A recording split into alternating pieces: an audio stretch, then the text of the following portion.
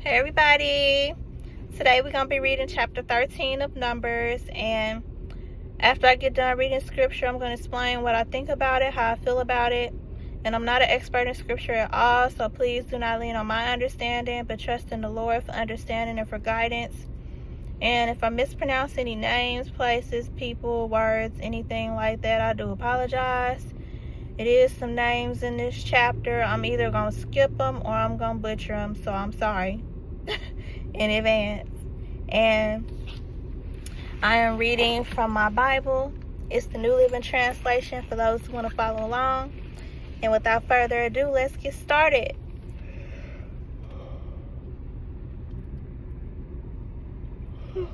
My bad. Okay. The Lord now said to Moses, "Send out men to explore the land of Canaan, the land I am giving to the Israelites. Send one leader from each of the 12 ancestral tribes." So Moses did as the Lord commanded him. He sent out 12 men, all tribal leaders of Israel, from their camp in the wilderness of Paran. These were the tribes and the names of their leaders. From the tribe of Reuben, the leader was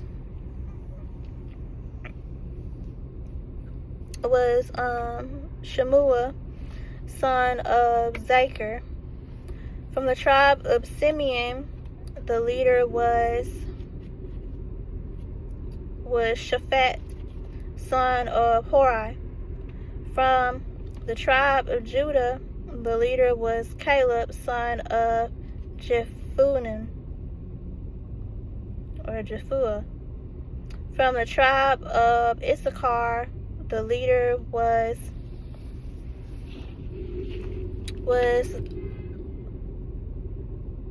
Igal, son of Joseph. From the tribe of Ephraim, the leader was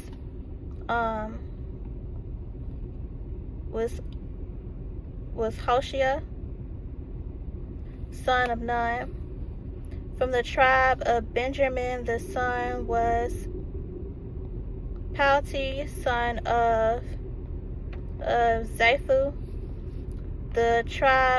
From the tribe of Zebulun, the leader was Gadil, son of Sodai. From the tribe of Manasseh, son of Joseph, the leader was Gadi, son of Shusai. From the tribe of Dan, the leader was Amil, son of Gimal. And from the tribe of Asher, the leader was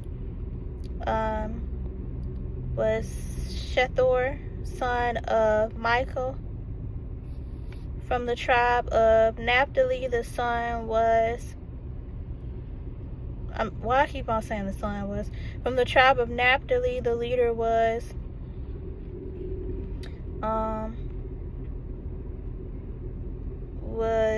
Nabai, son of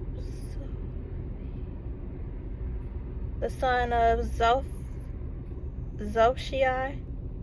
I don't know. And from the tribe of Gad, the leader was Gil, son of Machi. These are the names of the men Moses sent out to explore the land. Moses called Hoshea, son of Nun, by the name Joshua.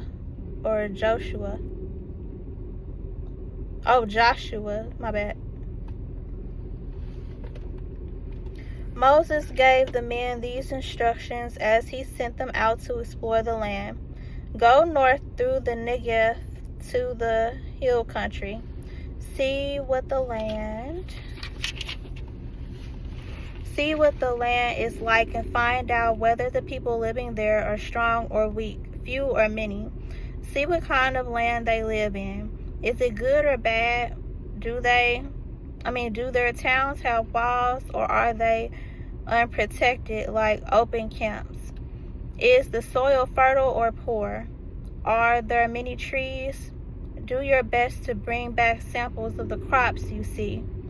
It happened to be the season for harvesting the first ripe grapes. So they went up and explored the land from the wilderness of Zin as far as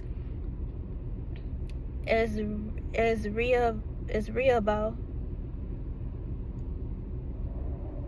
or as Rehoboth, near Leban Hamath.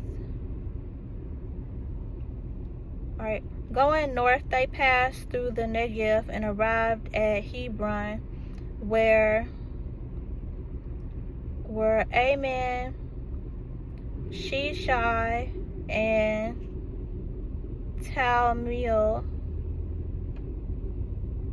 or Telmai, all descendants of Anak, lived. The ancient towns of Hebron was founded 7 years before the Egyptian city of Zoan. When they came to the valley of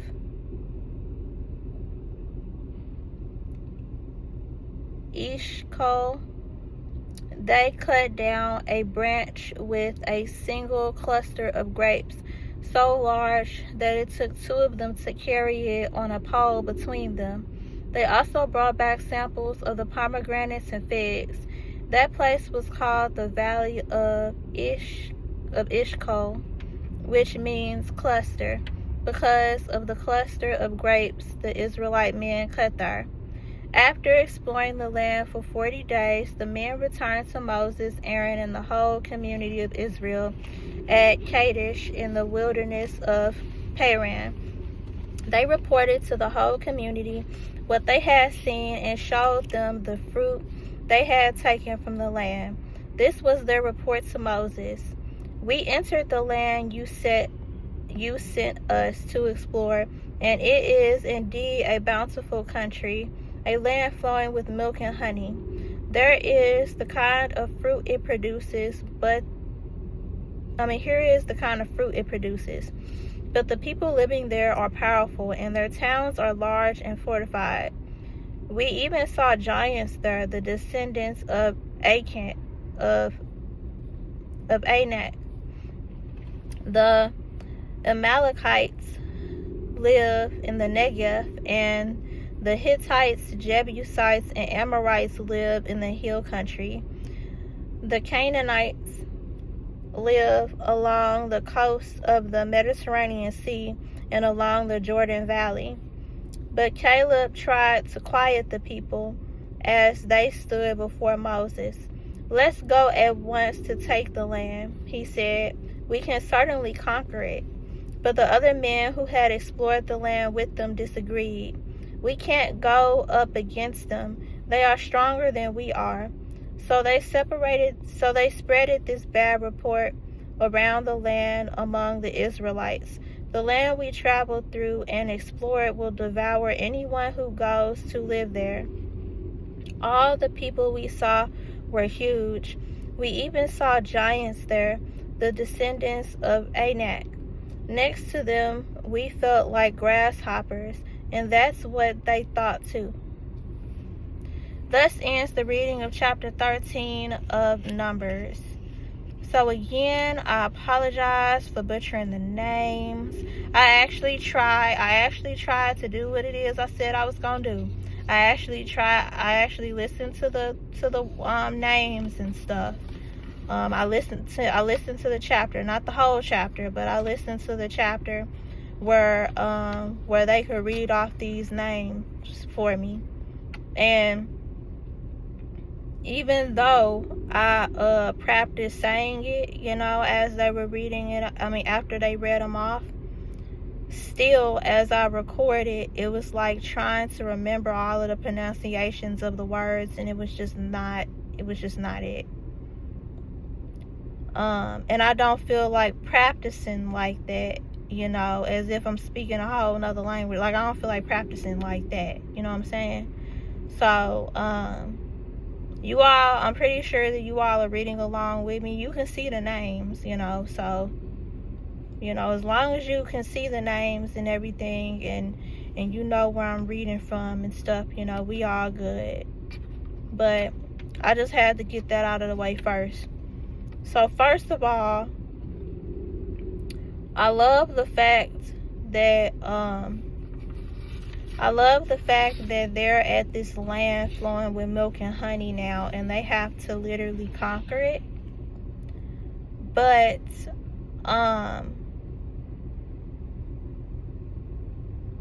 But basically, like, after they gave the report about how good the land is, how it's flowing with milk and honey and everything, but how the people that live there are, powerful and stuff like that, basically it sounds like only two of them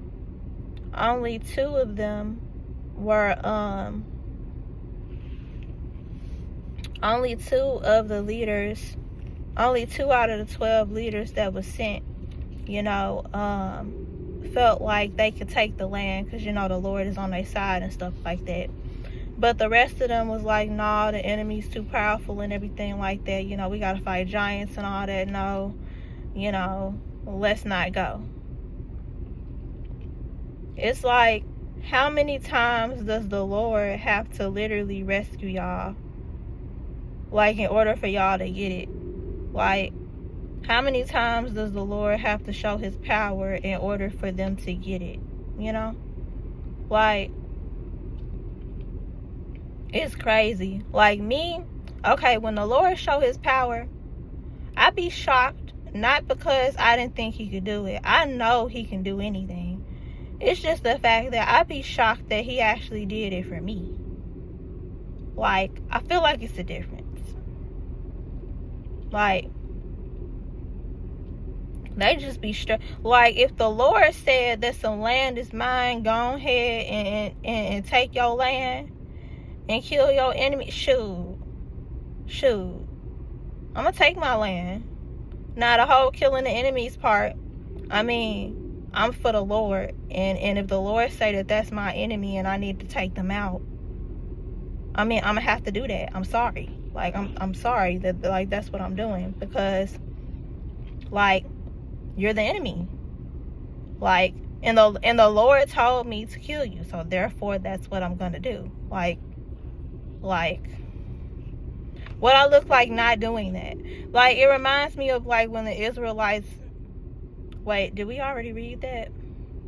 Basically, we probably gonna end up reading it again, because I did notice, like, a long time, like, I forgot when it started, but this is basically the story being retold again, but probably from a different perspective or something, because I remember reading all this before with y'all. So, and that happens a lot in the Bible anyway, especially when we get to the New Testament. It's the Gospels is just the same story told over, but just from different perspectives, so but yeah, like, the Israelites, hold on, I'm trying to remember where I was going with this.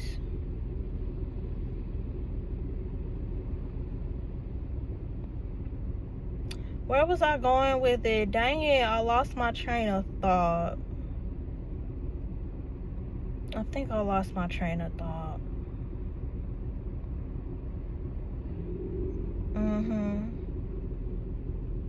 Yep, think I lost it. Oh well, it'll be alright.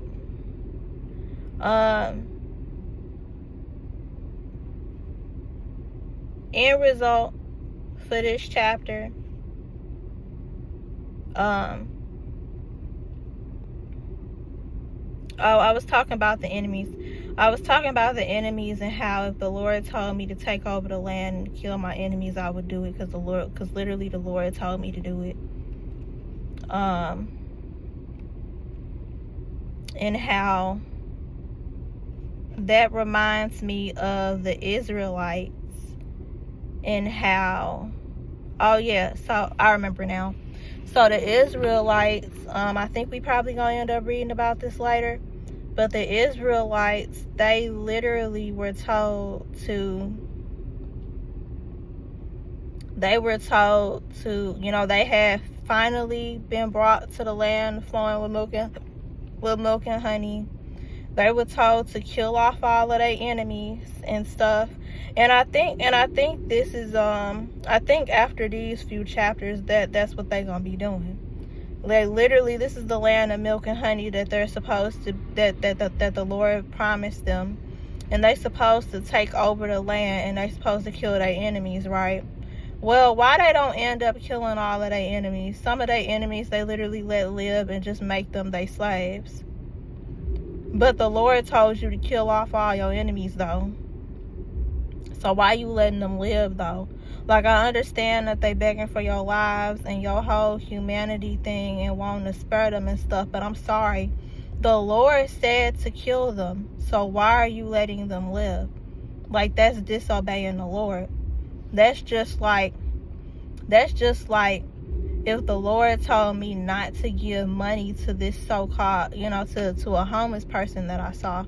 Like, if he told me not to give money to this person, but I see them and they look homeless and they acting like they homeless, and I feel pity for them or sympathy for them or whatever, and I give them money anyway, in spite of, you know, what the Lord just told me, you know, what's, you know, to do, then that's disobeying the Lord.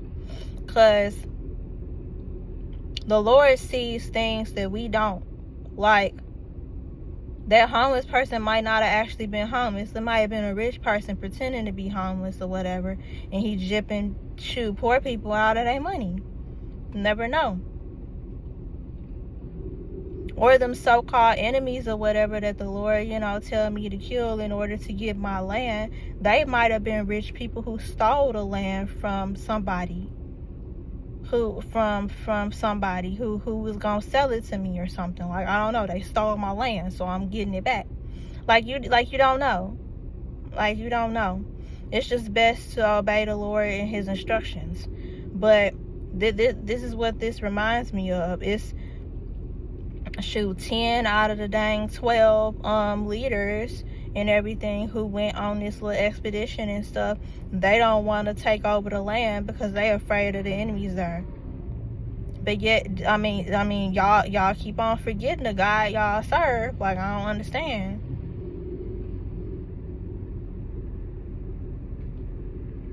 But yep, two out of the 12. It was Caleb and who was the other one? Joshua. Yeah, Caleb and Joshua. Them the ones who was like, shoot, we need to take over the land because we got the Lord with us, and he said that this is our land anyway. So yep, that's what this chapter reminded me of.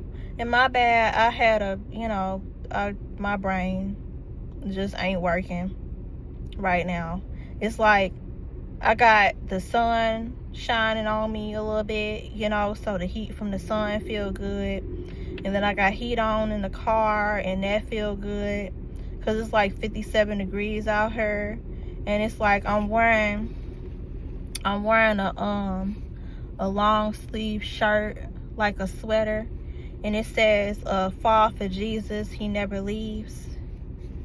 I know it's cute. You know what? Hold up. Let me show you real quick. Hold up. I know it's cute. You see it? Ain't it cute? See? It says, fall for Jesus, he never leaves. Ain't it cute? I love this shirt. And I love fall time. It's my favorite season. But yeah, so like, it's a long sleeve shirt. It's a long sleeve sweater and stuff. And then I got this jacket on, right? Because I was cold. I was cold. But I'm in the car and I got the heat on, you know, and I'm all snuggled up and warm and everything. And I ate, you know, I ate Panera, because y'all know I love Panera. It's healthy anyway. I had that Asian sesame seed chicken salad, and then I had my broccoli and cheddar soup, and I had an apple. So I ate healthy today. That was my lunch and my first meal for the day. I am gonna have to eat again before I go to class, but yeah, like, I'm all snuggled up and warm, and I'm like a little tired because it's about that time. It's like my body is used to taking naps at like 3 o'clock, because not only is that what I did for all them years when I was in high school and stuff, because, you know, we always got out of school at 3 o'clock, but also, now that I, you know, I mean, all the years that I've been in college, shoot, I mean, I take naps. And when I was doing my undergraduate degree, I literally took naps. Like, the latest class, like, I would always get out of class at like 3 o'clock. Like, my classes would be in the morning and in the afternoon, and I'd be done with school at like 3 o'clock. Shoot, at the latest it'd be like 6 or something, but, you know, for the most part I like to do the morning classes. So, you know, like, the latest I leave school is like 3 o'clock, so that's nap time. It just is. I always get tired around this time. Don't let the sun be beaming on me. Don't let me be warm. Shoot, it's like sunbathing just make you tired.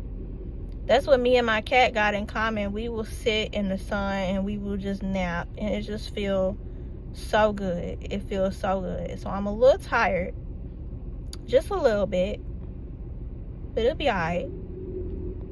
And y'all, I can't stop smiling because the Lord has been so good to me.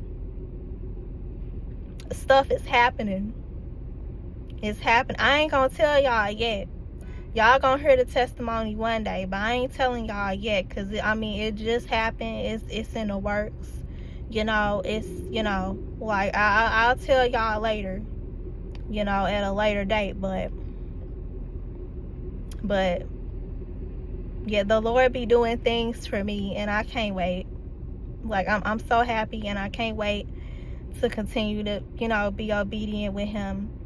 And just, like, I cannot wait to see where he takes my life. Like, I'm tired. My brain ain't working. I'm so happy that this last chapter. Okay, so today, because y'all know I'm recording my videos. Like, I'm recording more than one video in a day in order to try and save on gas, which it has been working a little bit. You know, this little plan of mine, it's been working a little bit. But I'm literally gonna record one more chapter today. It's gonna be chapter 14, and then after that I'm gonna chill, probably get some gas and whatever else I need to do, you know, before I gotta go to class. But yeah, like yeah, I'm just chilling, and my brain is tired, and I'm so glad that this is my last chapter. And it don't look like we got a lot of names or anything, but, you know, they be kind of hidden in there. Let me see. The chapter it's long. It's long. It's a little lengthy. But good thing is, it looks like we ain't got that many, you know, names to butcher in here. So we should be able to get through this. But, you know me. I try my best. Alright, that's it. Video already long. Too long, in my opinion. Alright. I love y'all. Jesus loves y'all. Thank you so much for listening. Have a blessed day. Bye.